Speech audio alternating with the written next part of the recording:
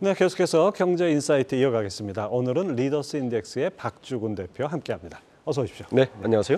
자, 연말이 되니까 이제 여러 가지로 올 한 해 정리하는 그런 지표들이 나옵니다. 특히 리더스 인덱스에서 최근 그 국내 매출 상위 500대 기업의 가동률을 분석했다고요. 이게 흥미로운데요. 가동률이 무엇인지 어떤 지표인지 먼저 설명을 좀 해주시죠. 네, 저희가 이번 주에 발표를 했는데요. 가동률이라는 거는 그 제조업은 각 기업마다 일부 생산을 할 수 있는 캐파라는 게 있죠. 캐파 대비 실제 얼마큼 생산했는가를 이제 계산해서 실제 캐파 대비 실제 생산한 실적, 이걸 우리가 가동률이라고 하는데, 이게 이제 왜 중요하냐? 저는 이번에 분석할 때 사실은 기업들의 선행 지표를 여러 가지로 이제 볼 수 있는 지표 중에 하나가 사실 가동률이거든요. 그렇죠. 잘 아시듯이 보통 기업들은 수주를 받거나 판매를 하기 위해서 선생산을 하게 돼 있죠. 보통 분기 전에 생산을 한다든지, 어떤 기업은 뭐 1년 혹은 반기 이렇게 이제 선행생산을 하는데, 가동률이 떨어졌다는 것은 향후 1분기나 혹은 반기 이후에 실적이 굉장히 안 좋을 수 있다는 걸 이제 선행적으로 보는 지표이기 때문에 이번에 이걸 한번 분석해 봤습니다. 사실 가동률이라는 게 뭐 재고하고도 연관되고 출하량하고도 연관되고 기업이 보는 경기, 그 산업의 경기하고도 연관되지 않습니까? 하여튼 여러 가지로 우리가 좀 눈여겨봐야 될 지표 같은데요. 근데 매출 상위 500대 기업 가동률을 분석했더니 3분기 평균 78.4%. 100의 캐파를 가졌는데 78밖에 못 돌렸다는 얘기죠. 이게 전년 동기보다 뭐 한 2.1%포인트 하락했다는데 이거 어떻게 봐야 됩니까? 실제 코로나가 시작한 한참입니다. 2020년에 저희가 조사를 했을 때 79.4%인데 이번에 78.4%니까 그때보다 오히려 더 떨어졌어요. 근데 이제 사실은 떨어진 이유 중에 하나가 2년 전보다 캐파는 늘어났어요. 그렇죠. 실제 왜냐하면 코로나 때는 기업들이 위축해서 투자를 못했죠. 투자를 하지 않았죠. 그래서 캐파를 죽여 있다가 2년 만에 캐파를 좀 늘린 건 있습니다. 캐파를 늘려서 그러면 실적도 늘어나야 되는데 사실 실적이 그만큼 따라오지 못했고, 그리고 실제 실적도 비교해봤어요. 그러니까 캐파를 늘린 기업이 조사 대상 기업 중에 한 70곳 되는데 이 70곳 중에서 실제 생산이 늘어난 기업은 한 30곳에 불과했습니다.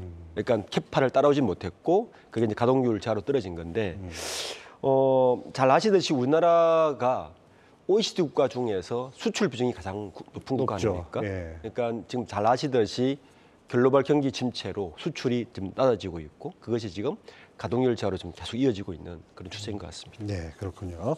자, 업종별로 좀 나눠보죠. 가동률 하락폭이 가장 두드러진 업종이 건설 자재로 꼽히는데 이게 왜 그렇습니까?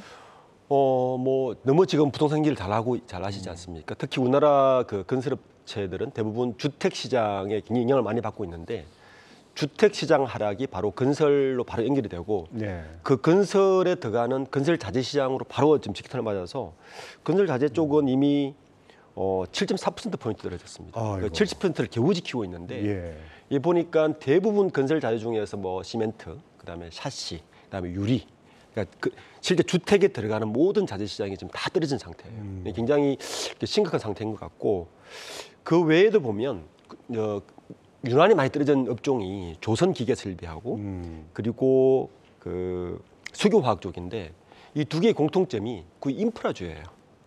저 그래프를 보면 이제 확연하게 보이네요. 저기 보시면 지금 7.4% 떨어진 게 건설 자재는 국내 경기를 이야기하는 거고, 조선기계설비하고 석유화학은 사실은 글로벌 경기하고 밀접해 있는데 수출 경기. 그렇죠.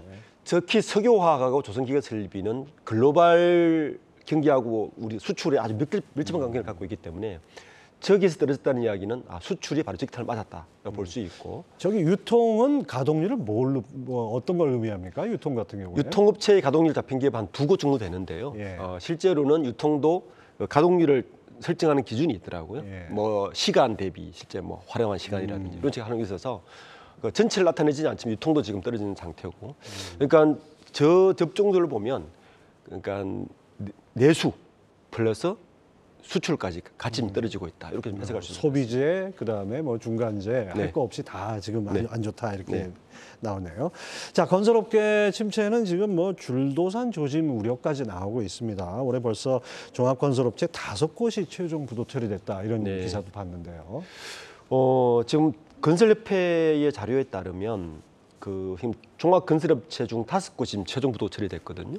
그 중에 보면 한 6위권, 그러니까 충청은에서 6위권 정도 되는 우석건설, 그리고 경남에서 꽤 높은 동원건설산업 이런 데가 지금 부도 처리가 돼 있어서 이 정도 규모의 건설산업 부도면 그 밑에 이제 하청업체도 줄도산이 이제 돼 있는 것 같고, 뭐 잘 아시겠지만 지금 청약 경쟁률이 7.7대 1의 평균이. 네, 작년에 얼마였냐면요. 작년 20대 1이었습니다. 그러니까 반 이상 떨어진 게 건설업 중견건설업체의 지금 도산으로 좀 이어지고 있고, 거기에다가 지금 우크라이나 그 전쟁 이제 굉장히 오래되면서 원자재 값이 굉장히 폭등하지 않았습니까? 네. 거기다 인건비까지 폭등을 한 상태예요. 네, 그러니까 코스트는 올라갔는데 주택 경기는 하락하다 보니까 좀 이런 상황이 향후 내년 초까지는 계속 이어지지 않을까라는 조심스러운 우려가 있습니다.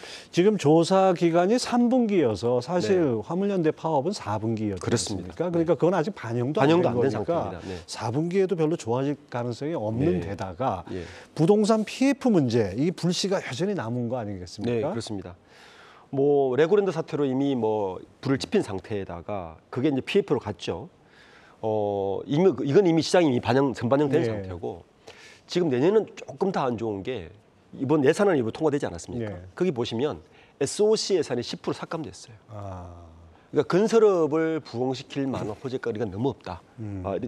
거기다 상태고, 그 어제 아래 발표된 걸 보면 지금 신용평가사가 그 롯데 건설하고 HDC 산업개발의 신용평가를 한시국년까지 뭐 거의 효자체가 되지 않을 정도로 신용도를 낮춘 상태거든요. 그러니까 내년 상반기까지 건설업은 굉장히 위기의 불씨가 여전히 남아 있다, 이렇게 볼 수 있을 것 같습니다. 예, 뭐 본 예산에서는 깎았지만은 사실 이렇게 되면은 경기 부양한다고 또 추경 예산에서 또 반영하고 이런 경우도 있죠. 네, 그렇죠. 예.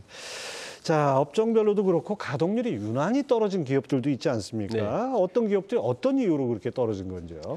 우선 아까도 말씀드렸지만 건설 자재업이 가장 많이 떨어진 것 같고요. 건설 자재업은 뭐 많이 떨어진 곳은 52%.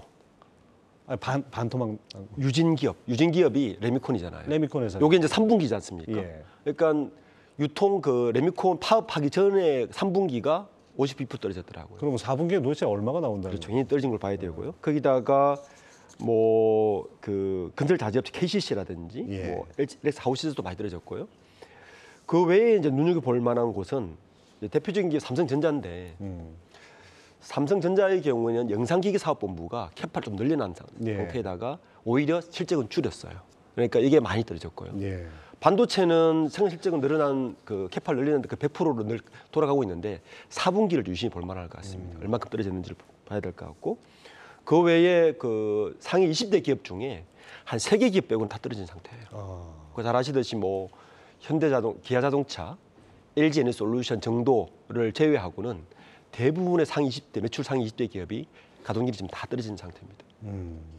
그러니까 이게 기업들이 비상경영 얘기할 만하네요. 이 정도 수준이니까 사실 코로나 뭐 끝나고, 사실 끝났다는 표현 좀 어폐가 있지만은 리오프닝하고 뭔가 좀 이제는 투자도 하고 뭔가 본격 다시 좀 일어나 보자 했는데 세계 경기가 꼬꾸라지고 지금 내수도 안 좋고 뭐 이런 상황인 것 같네요.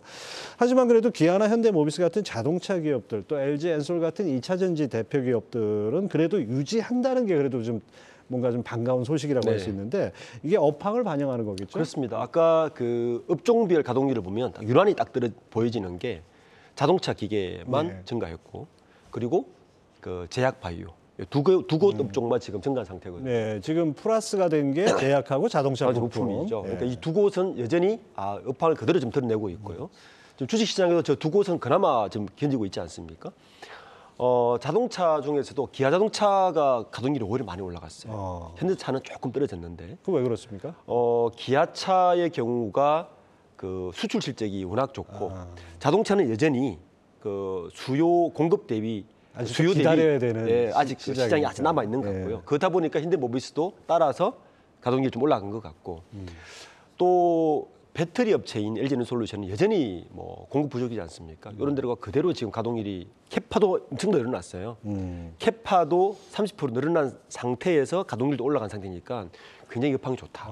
이렇게 볼 수 있어서 업종 간의 희비가 아주 명확한 것 같습니다. 그렇군요. 가동률이 또 하나의 바로미터가 될 수 있다 그렇습니다. 싶으네요. 예.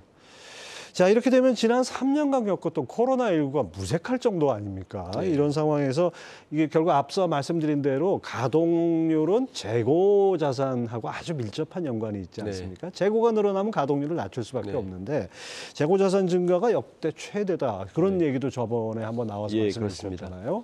이거 어떻게 봐야 됩니까?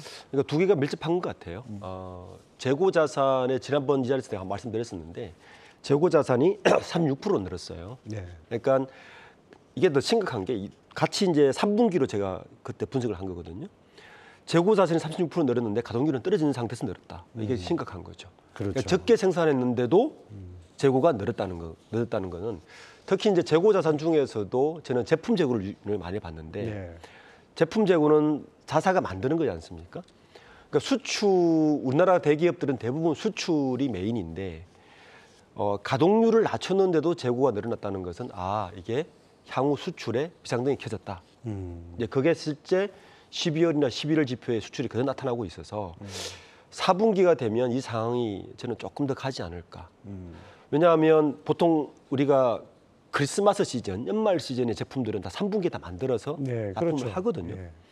그런데 이미 3분기에 그만큼 오다량이 줄었다는 이야기이기 때문에 4분기 실적은 대부분 1분기에 팔 것을 만들기 때문에 4분기 실적이나 재고나 이런 것들을 훨씬 더 심각할 것 같고 잘 아시듯이 반도체 재고는 좀 심각하지 않습니까? 어제 그 마이크론 실적이 발표됐는데 굉장히 충격적이었고 그 재고가 여전히 그 하이닉스나 삼성전자의 재고가 쌓이는 걸로 나타나서 반도체 쪽에도 이런 현상들은 더 심화될 것 같다는 예상이 많이 되고 있습니다. 네. 자, 그 경제 전쟁터에서 직접 현장에서 전투를 벌이는 기업들이 가장 경기에 민감할 것 같아요. 그러다 보니까 요즘 뭐 온갖 그냥 그 절약, 비상 뭐 이런 얘기들이 많이 나오는데 마른 수건 쥐어짠다 이런 표현이 다시 한번 나올 것 같은데요. 그런 기업들 움직임 몇 개 짚어주시죠.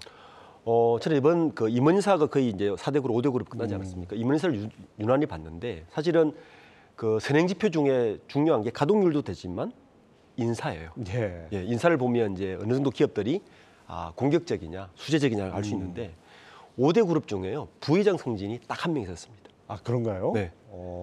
전혀 없었어요. 5대 그룹 중에 그 삼성 엔지니어링 사장이었던 최성환 사장이 이제 중공업 부회장으로 승진한 것 빼고는 SK, 현대차, LG, 롯데까지 부회장 이런 적이 있었나요? 없었죠. 과거에? 없었죠. 네, 굉장히 이례적이었습니다.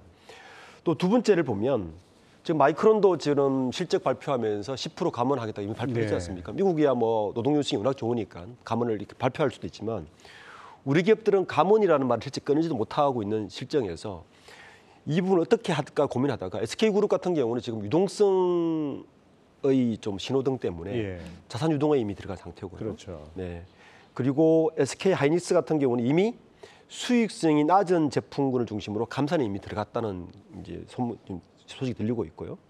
내년도 투자 규모도 50% 축소하겠다.